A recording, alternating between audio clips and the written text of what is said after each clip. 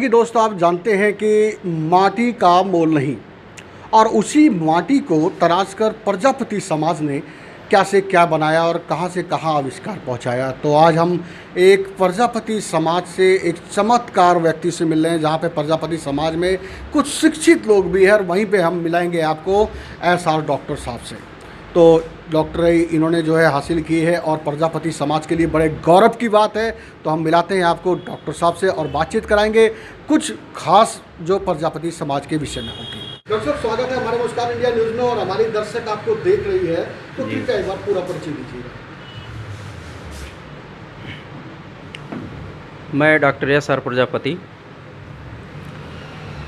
किराड़ी विधानसभा Premnagar, address E25, आस्था विहार प्रेमनगर 3। जैसा कि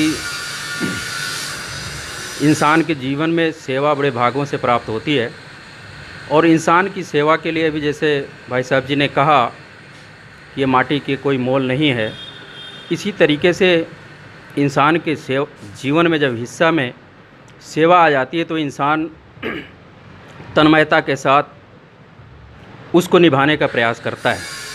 वाकई में आज हमारा समाज जो है शिक्षा के मामले में बहुत पीछे है। ये तो ईश्वर की एक ऐसी देन है जो हर किसी के हिस्से में भी सेवा प्राप्त नहीं होती। तो अपना यही ध्यान है। मैं तो बहुत बड़ा डॉक्टर नहीं हूँ, फिर भी जो मेरे अंदर काबिलियत है, फर्स्ट एड के तरीके से मैं जन सेवा, इंसान की सेवा करता हूँ।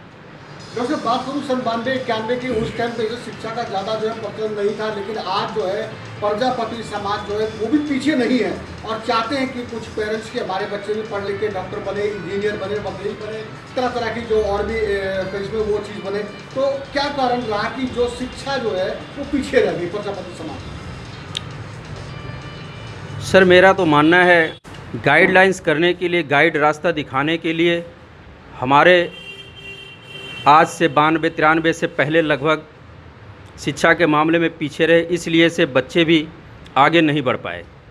92-93 के बाद जैसे जैसे युग बदला, समय बदली, लोगों में जागरूकता आई, प्रयास किए कि वो हम भी आगे बढ़ कर के बच्चों को शिक्षा दिला पाएँ और समाज की सेवा में ले आ पाएँ। तो मेरा तो ये मानना है कि गरीबी ही मुख्य कारण थी जिससे कि हमारा समाज पिछड़ा हुआ है। डॉक्टर साहब, कैसे ये तो समाज से जुड़ी हुई बातें हो गई, मैं जानना चाहूँगा कैसे यूपी से दिल्ली तक का सफ़र आपने तय किया, कैसे कैसे यहाँ पे स्थान बनाया, और कैसे कैसे प्रजापति समाज से जुड़े हुए लोगों को क्या शिक्षा और क्या प्रेरित करते हैं?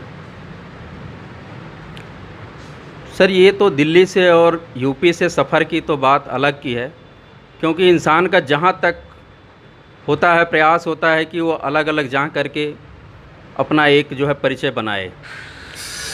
तो ये तो सेवा है, और घर का कुछ ऐसा कारण था, माहौल था, गरीबी थी, जिस कारण से यहाँ पर आना हुआ, और आकर के यहाँ भी नर सेवा और नारायण सेवा इसी पद्धति को लेकर के आज भी हम लगभग 30 रुपये में OPD देखते हैं, पेशेंट देखते हैं, जिससे कि अपने को भी संतुष्टि होती है और सामने वाले भी ठीक होते हैं।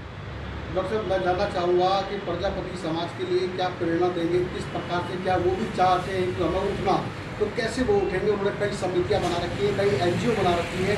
आज आपका प्रजापति समाज जगह जगह उन्होंने समिति बना रखी है। सरकार से उनको क्या फ़ायदा मिल रहा है और आने वाले वक्त में क्या फ़ायदा मिलेगा, और उनकी उन्नति कैसे होगी, क्या बताना चाहेंगे?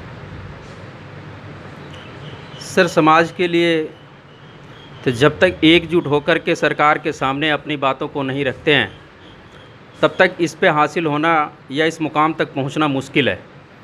समाज है, परिवार है। जैसे प्रजापति समाज के बारे में आप पूछ रहे हैं, तो प्रजापति समाज जब तक एक नहीं हो पाएंगे, एकता में ही सब कुछ हासिल हो सकता है। अनेक प्रकार से, अनेक तरीके से जुड़ जाने से फिर कुछ प्राप्त नहीं हो पाता। कुछ प्रजापति भाइयों की यही सोच है कि हम ज़मीन से जुड़े, हमारे बाप दादा ज़मीन से जुड़े हुए हैं, मट्टी का काम करते हैं और मट्टी का ही काम करेंगे तो ही आगे बढ़ेंगे, उनकी उम्मीद यही लगी हुई है। क्या ऐसा हो सकता है कि मट्टी से भी अलग काम कर सकते हैं कुछ? बिल्कुल कर सकते हैं, क्योंकि कोई ये ज़रूरी नहीं कि मिट्टी का कार्य करते थे तो मिट्टी का ही करना है। पढ़ लिख करके जब बच्चे आगे जाएंगे, समाज के लोग आगे जाएंगे, तो आगे भी समाज सेवा करेंगे और आने के भी काम कर सकते हैं। मैं जानकारी के लिए, पब्लिक की जानकारी के लिए पूछना चाहूँगा कि आपके पूर्वज क्या काम करते हैं? सर, मेरे भी पूर्वज यही करते थे, मिट्टी का ही बर्तन बनाते थे और मिट्टी से ही पूरे परिवार की जीवन निर्वाह किया उन्होंने। और हम लोगों को जहाँ तक हो सका पढ़ा लिखा करके उस काबिल बनाया कि हम समाज की सेवा कर पाएँ। जैसा कि अभी भाई साहब जी ने कहा कि आगे त्यौहार आने हैं, नवरात्रे आने हैं, नवमी आनी है, दशहरे आने हैं, तो मैं अपने तरफ से सभी देशवासियों को तथा प्रजापति समाज को हार्दिक शुभकामनाएं और ईश्वर से ये प्रार्थना करता हूँ कि जो भी इस समय ये कोरोना का वायरस भी है हमारे देश में, पूरी दुनिया में ये फैला हुआ है, ईश्वर उसके तरफ से भी हमें निजात मिले और फिर एक खुशहाली जीवन भरे सारे समाज के लोग जी पाएँ। सर, जैसा कि मैंने पहले भी बताया कि हम फर्स्ट एड का इलाज करते हैं। हम इतने बड़े डॉक्टर नहीं हैं कि हम अनेक प्रकार के रोगों का इलाज कर पाएँ, लेकिन संभवतः जैसे नॉर्मल सर्दी खांसी बुखार हुआ, जो भी है, इस तरीके से कोई ऐसी हल्की फुल्की बीमारी है, हम सभी उसी का हम ट्रीटमेंट कर पाते हैं। डॉक्टर साहब, क्षेत्रीय समस्या है, किसी को ज़्यादा बीमारी हो जाती है और वो यहाँ से कहीं रेफर करना हो तो उसके लिए क्या उपाय है? नहीं, रीफ़र नहीं किया जाता है, उनको एडवाइस किया जाता है। अगर वो आते हैं तो अपने पास व्यवस्था नहीं है कुछ भी इस प्रकार का, तो हमारे विधानसभा के अंदर ये संजय गांधी हॉस्पिटल गवर्नमेंट का नज़दीक में पड़ता है, एडवाइस किया जाता है कि आप गवर्नमेंट हॉस्पिटल का सहारा लीजिए, क्योंकि हमारी जो कॉलोनी है, क्षेत्रवासी हैं, सभी इसी प्रकार इसी लेवल के हैं कि वो आगे प्राइवेट हॉस्पिटलों को अफोर्ड नहीं कर सकते। तो दोस्तों, बने रहिए हमारे साथ में और डॉक्टर साहब को देख के एक नई उम्मीद जाग सकती है प्रजापति भाइयों के अंदर। डॉक्टर साहब कहते हैं कि ज़रूरी नहीं है कि कोई मिट्टी के ही काम से जुड़ा हो तो उसके ऊपर निर्मित हो, आप कोई भी काम कर सकते हैं। शिक्षा जो है वो हमारा पहला हथियार है, तो शिक्षा को जो है पहला हथियार बनाइए।